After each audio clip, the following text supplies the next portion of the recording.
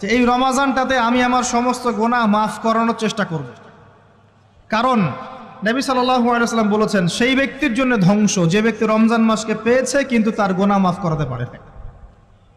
কে জানে এটা আমাদের শেষ রমাদান হতে পারে। আল্লাহ না করুক।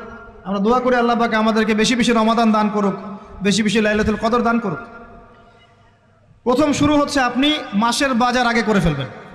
আমি একটু প্র্যাকটিক্যাল কথা বলবো আর কি।